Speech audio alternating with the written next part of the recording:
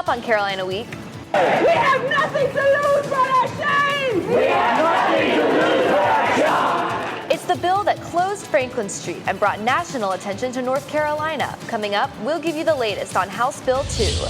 And then there were 4. The UNC men's basketball team is heading to Houston for the Final Four matchup against Syracuse. And whether you're walking or driving down the street in North Carolina, get ready for some changes. We'll tell you what to expect on the roads. All that and so much more. Carolina Week starts right now. From the UNC School of Journalism and Mass Communication, covering Carolina in HD, this is Carolina Week. The national spotlight is shining brightly on North Carolina this week for many reasons. Good evening, I'm Avery Hall. And I'm Luis Fernandez. Some are a little more serious than others. We're going to go ahead and get started, though, with Carolina basketball. They're moving on in the big dance this weekend. Kendra Douglas joins us live in the Dean E. Smith Center, where students and fans will soon send the Heels off to Houston. Kendra, how are things going over there? Is everyone getting excited? The crowds are starting to form here around here, and as we can see that the lines are getting bigger, but the Heels will be leaving later this evening to face Final Four opponent Syracuse. It's Carolina's first Final Four since 2009. Bryce Johnson will be bringing a new accolade with him, first team APPA All-American. He'll have to play well against Syracuse. Carolina's 2-0 against the Orange, but hey, Syracuse is a Cinderella team and anything could happen. The send-off is at 6:30, so make sure you get here if you want to watch them leave for Houston. Lewis? That was Kendra Douglas live at the Dean Dome. We'll be back to check in on her later in sports. Thanks. North Carolina is in the national spotlight after state lawmakers passed a controversial bill that many are calling discriminatory. House Bill 2 will block cities from allowing transgender individuals to use public bathrooms for the sex they identify as. The bill also restricts cities from passing certain non-discrimination laws. Protests have erupted statewide, including here on UNC's campus. Reporter Caroline Ressler brings us the latest.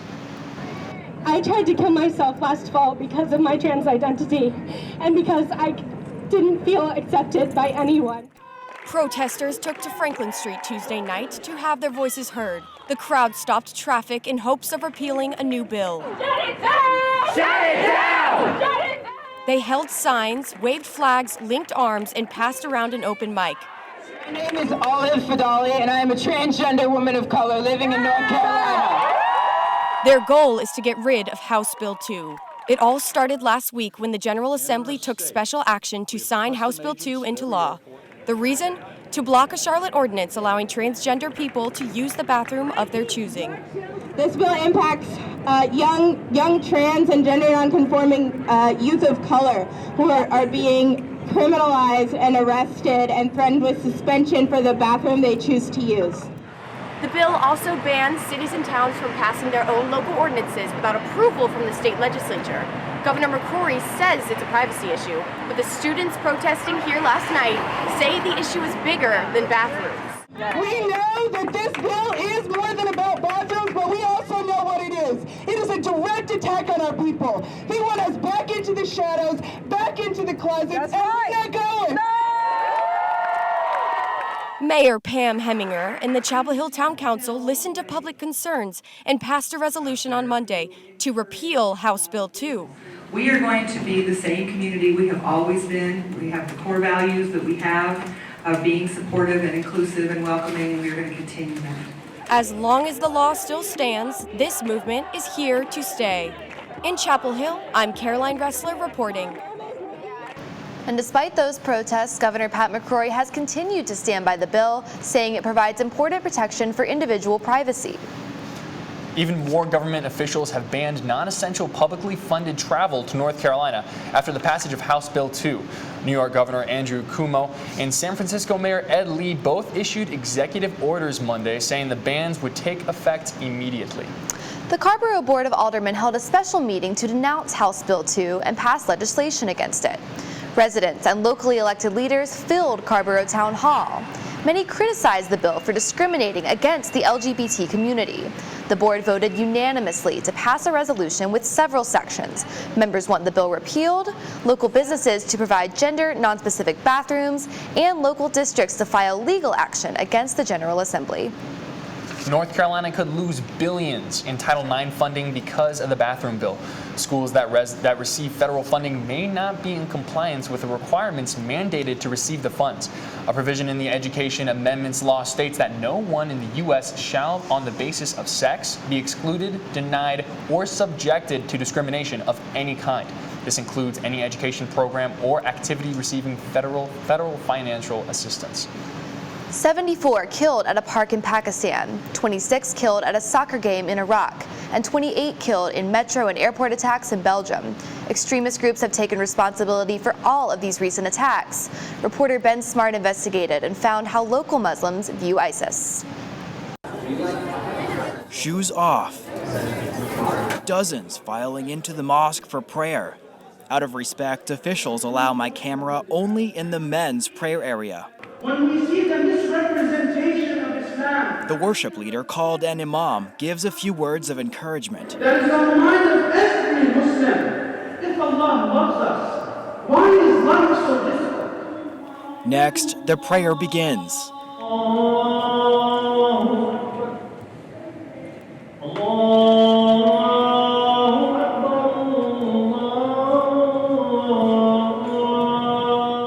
After prayer, we sit down with Summer Kanawati. She's a recent graduate of UNC Chapel Hill. I was basically born Muslim. My dad's Muslim, but I did research on my own when I was 14, and I really love Islam. She says the principles of Islam guide her life. Islam comes from the root salam, which means peace. It's a way of life, really, more than a religion. She says recent attacks by ISIS in the name of Islam don't accurately represent the religion. What do people in your mosque say about ISIS? ISIS is the #1 enemy of Muslims. Whenever something happens in the news, we're like, please don't be Muslim, please don't be Muslim. They're causing chaos, they are extreme, they're barbaric.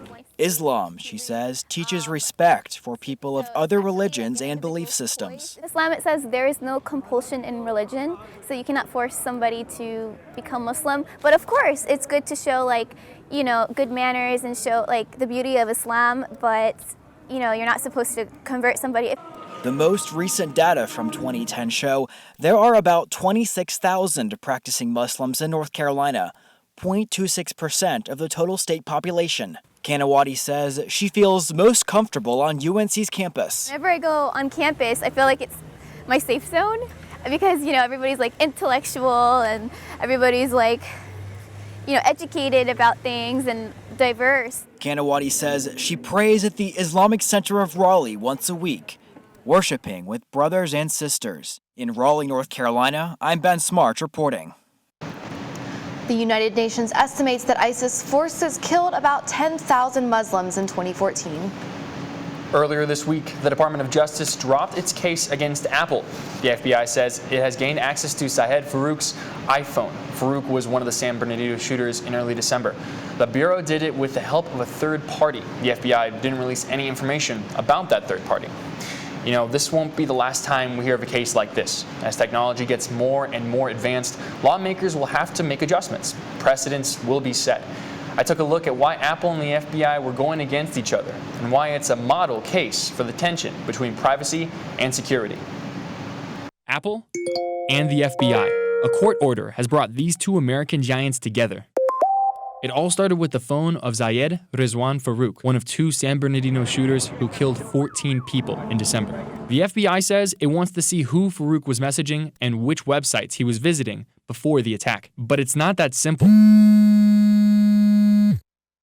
Most phones have a 4-digit security code. The problem for the FBI, if you don't know the code, you'll get locked out or lose personal information. Fast forward to today. Some are concerned about the FBI's true intentions, that their privacy is at risk. I think there's been a misunderstanding propagated in the media that what the FBI is asking for is for there to be a backdoor on all Apple phones, and that is not true. Computer science professor at UNC, Michael Reiter, researches communication security. He says the FBI is interested in Farouk's phone only.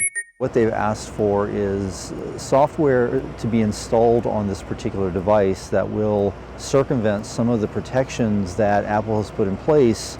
But if Apple develops the software, could others get hold of it adapting it to different phones? It's a possibility, and one you always have to be very careful about. Certainly software has been leaked before, and it will be again in the future. What really makes this case so important is the precedent it would set.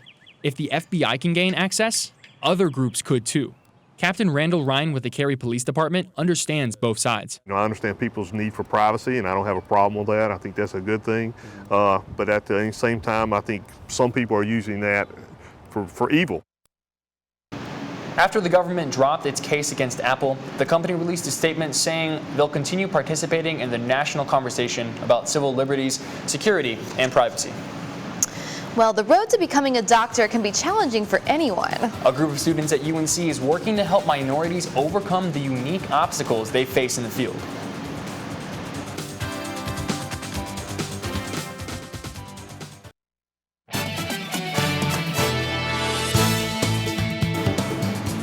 Welcome back to Carolina Week. Some North Carolina drivers are pumping the brakes after a new speeding slogan went viral this week. Obey the sign or pay the fine. It's North Carolina's newest speeding campaign that blew up online this week after the North Carolina Department of Transportation announced it.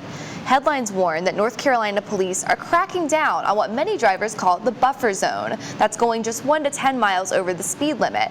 But now the DOT has released a statement saying the campaign is nothing new. So how much is too much when it comes to pushing the speed limit? Carborough Police Captain Chris Atack says 1 mile per hour violation isn't really a violation. The enforcement campaign runs through Sunday. Those Carolina Blue Chapel Hill Transit buses, they might be going green. Chapel Hill Town Council will reconsider the possibility of electric buses as a way to reduce emissions. This reconsideration came after a petition from a resident. The town estimates the cost of one electric bus at $1.2 million. But recent studies suggest that cost has gone down. Meanwhile, a new crosswalk in Chapel Hill shows that bright colors don't just look pretty, they can keep you safe too. In addition to a brighter crosswalk sign, workers have added a splash of color to the crosswalk at Willow Drive near Estes Drive. The idea is to brighten the pavement to increase pedestrian safety and visibility. If the paint holds up with weather and traffic, there will be even more colorful crosswalks in Chapel Hill. You might have noticed a few extra visitors on campus this week. Local high schools are on spring break, and you know what that means. Hundreds of prospective students and their parents are touring UNC's campus. For fall 2016, UNC received a record-breaking number of first-year applicants, more than 35,000. That number has increased for 11 consecutive years. The Office of Undergraduate Admissions says it has expanded its programs to accommodate even more prospective students. Well, there's nothing easy about becoming a doctor, and getting into the white coat is even more challenging for minorities. I found a group at UNC that's inspiring future black doctors in Chapel Hill and beyond. It started as just a few friends who, named their chat something clever, white coats, black doctors. Janae Powell says it became something much bigger. From an online group message to a social media movement, White Coats, Black Doctors aims to empower minorities in medicine. Whether they're already in med school or thinking about being doctors when they grow up. There's just not the expectation that people of color end up reaching, those higher levels. And so that's what WCBD is here to sort of support that and bolster that in the best ways that we can. Although our country is becoming more diverse, the medical field isn't catching up. In 2015, 239 white students graduated from med schools in North Carolina. But only 39 black students graduated. And this produces a similar gap in the workforce as well. Last year, only 5.5% of doctors were black. The group sells shirts that symbolize its mission to change those statistics. WCBD sought input from Dr. Damon Tweedy, a Duke physician and author of the book Black Man in a White Coat. So many times in training, I found myself being like one of the only African American people, doctors, happen all the time. Powell says a diverse team of doctors is better at reaching out to patients with diverse issues. If it's like a young teen mother, I've heard doctors sort of talking behind their backs about certain things or about, different social issues that may have much stronger roots and stronger meanings in the black community that other people just don't understand. She hopes the group's work will empower students who might feel behind on the path to medical school. My hope is that high school students and college students are able to see that and say, it's okay. Like, I didn't get the best grades in high school, but it's not over for me. It doesn't mean I can't be a doctor, and it doesn't mean I can't live out my dream. Breaking down barriers with sweatshirts and t-shirts, comfy enough that they can wear them under those new white coats. And according to the UNC School of Medicine, our own medical class of 2018 has 21 black students as opposed to 107 white students. Wow. We've been enjoying Carolina blue skies, but dark clouds could be on the horizon. Well, hopefully rain will help wash away some of this awful pollen, Lewis. Coming up next. Yeah, for real.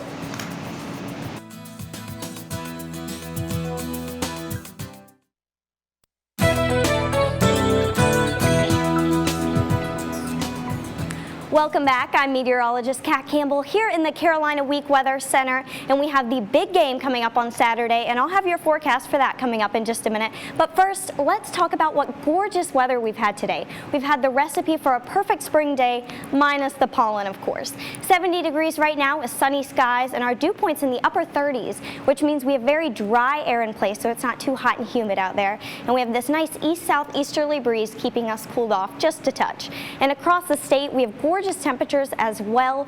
Fayetteville is our warm spot with temperatures in the lower 70s right now, as well as Lumberton and Goldsboro in the lower 70s. The coastal cities are sitting in the upper 60s right now, and then Elizabeth City at 62 degrees, the chilly spot. And we'll be down to 62 in no time. We're going to cool off quite a bit tonight. Our low is 51 degrees with partly cloudy skies, and we will get breezy overnight, and that is because of our next weather system, which is coming into play. We have a dip in the jet stream in the central U.S. called a trough, and that's going to help force air up, and along with this we have the southerly breeze, which is going to pull up some of the moist air from the Gulf Coast here. Those two things combined are going to bring us lots of rain on Thursday and Friday this week, and we may see some thunderstorms as well associated with this system. Now the deep south is going to get the brunt of the rainfall, and they may see some flooding threat there, but here in Chapel Hill we are expecting about 1.5 inches of rainfall total. And as for storms, it is getting into April, which means that severe storms become more likely, but it does look like we just have a marginal threat of severe weather here for Thursday. So for your fashion forecast, unfortunately, you are going to want to have the rain gear handy again. 75 degrees, so it'll be a bit warm. I recommend wearing jeans, a t-shirt, a rain jacket, and an umbrella, and you'll be glad you have that jacket when you wake up. 52 degrees, 69 at lunchtime, and 71 with the showers moving in tomorrow evening for your commute home here. So for your Final Four game, look at this. 67 degrees in Houston and 60 degrees in Chapel Hill here. It's looking like we'll have great weather across the board. Well, that's some good news that a lot of students are going to be very glad to hear. As far as this rain, I have never wanted rain so badly. This pollen is just oppressive. Yeah, it really is terrible. Hey, for all the UNC students who are sticking around in Chapel Hill, it looks like things are going to be much better. Who needs Houston, Yeah, at least we'll clear up by Saturday. That is the key thing to take out of this forecast. Thank you so much, Kat. Appreciate it. All right, sounds great. Well, UNC proved to be elite against Notre Dame, and now they're headed to Houston. We'll bring you all the details on the road to the Final Four live from the Dean Dome next.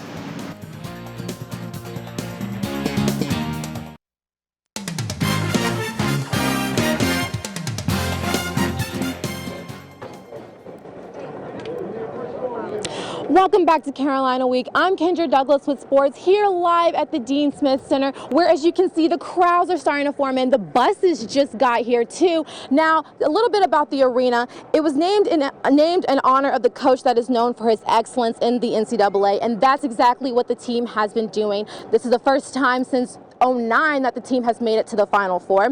But a little bit about the other two teams, Villanova and Oklahoma. First up, Villanova. The junior guard Josh Hart has been key to Nova's deep run in the tournament. Hart averages 15.3 points and 6.7 rebounds per game. The Wildcats have defeated the highest possible seed in every round, including the favorite to win the tournament, Kansas. Oklahoma standout has been senior Buddy Hield. Hield is averaging nearly 30 points per since the team lost to West Virginia in the Big 12 tournament, including 37 points outgoing against Oregon. The Wildcats defense has shut down some of the best players in the country this year, but will have to work to cut out against Hield. Now I'm here with Corey Smith, who was actually there in Philadelphia to watch UNC beat the Fighting Irish. Tell me a little bit about the game. Well, Kendra, I'll tell you, Carolina's been playing their best basketball of the season. At least 5 Tar Heels have scored in the past 2 games in double digits. Defensively, ever since the UVA game in Charlottesville, best defense of the season. Tar Heels are feeling great about where they're at right now. And you can see the crowds are shouting a little bit more. It's getting a little loud. Now tell me, what should we look for in the upcoming game? Kendra, this is a match with a lot of history on the line. You see, this is the lone #1 seed remaining in the tournament, and they're facing the only 10th seed in Syracuse to ever make it to the Final Four. Now, what makes Syracuse dangerous is its patented 2-3 zone defense, keeping opposing offenses on the perimeter and forcing contested jumpers. Carolina will try to pound the ball into the high post. Check out Bryce Johnson set up shop at the foul line. The D collapses, and Johnson finds Isaiah Hicks behind the zone for the easy slam. On the other end, graduate student Michael Benajay leads the Orange with almost 18 points a game. Benajay is the motor that drives the Syracuse offense, creating opportunities for both himself and his teammates. Now the game will be tipping off this Saturday, right? Yes, that is correct. 8:47, I believe, is the official tip-off time. All right, so get excited, guys, because the Heels will be playing this Saturday. Now, switching a little bit from the Heels to the Diamond Heels, the baseball team took on Davidson Wildcats at the Bosch on Saturday. UNC was held scoreless until the bottom of the 5th, sending 9 men to the plate and exploding for 6 runs in the frame, all coming with 2 outs. And that was more than enough for the Diamond Heels, as Carolina pitchers combined for 12 strikeouts and allowed just for 4 hits all night. Carolina took to the game by a score of 10-2, improving to the 20-4 season. Now, guys, if you want to get out here, don't forget 6:30 is the time where the team will be leaving. And you can see right now the crowds are lining up. It's gotten so packed out here. They're yelling, they're cheering, they're excited. We're all excited. Thanks, guys. Back to y'all. Thanks, Kendra. No, that looks really great. Actually, before you go, I wanted to ask you really quick, how many people would you say are there? If you had to guess, hundreds, thousands, what are we talking? Okay.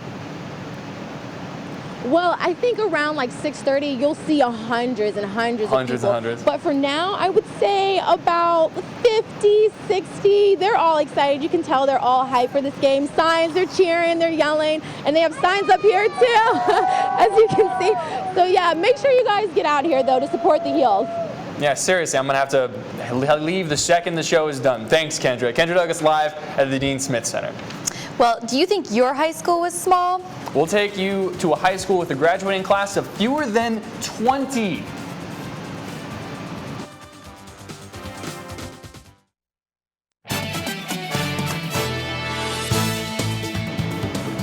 So there are 200 high schoolers in the average North Carolina senior class. But in one remote Outer Banks community, there aren't even that many students on the entire island. Alistair Wilkins reports.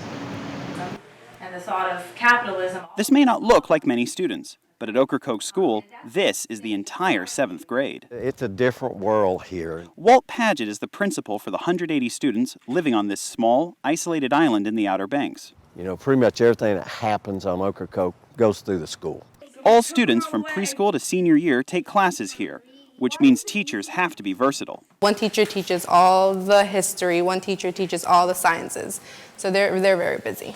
School counselor Mary McKnight's duties range from teaching preschoolers respect to helping seniors prepare for college. Here with the pre-K through 12, it feels like I have 700 students. But there are some things Ocracoke School isn't able to offer, particularly as students get older. We don't have any AP classes taught in-house, so all those have to be done online. Despite those limitations, North Carolina gave Ocracoke an A grade on its most recent report card. Senior Ariana Trejo Contreras says she likes the flexibility online courses provide. I have assignments and I just sit down and do them like any other person, but just not face-to-face. By providing those crucial courses, Ocracoke also has the tools to offer more unusual classes, like forensic science and aerodynamic engineering. We've definitely tapped into a lot of resources that maybe some other schools haven't been forced to tap into. But what's it like going to school with less than a dozen classmates? McKnight says students support each other like their family. But with brothers and sisters, there's always like the picking and the nagging and the, they know which buttons to push. For Ariana, the far stranger idea is going to colleges, where individual classes have more students than her entire school. It's really scary going from being in a classroom with 5 or 6 kids to maybe 300. Like, how are you going to fit in? Like, how are you going to be heard? Wherever she goes next, it's safe to say it'll be very different from this school. In Ocracoke, I'm Alistair Wilkins, reporting. Nostalgic, right? I miss college. Not college. School. Yeah, exactly. What was your favorite grade? Oh man, I remember 3rd grade being a lot of fun. How about you? 3rd grade was okay. Personally, time. I was a big fan of 4th grade. Good times, 4th grade. Good Absolutely. times. No worries back then. Exactly. Well, that's going to do it for us tonight. Thanks for watching. Have a great night.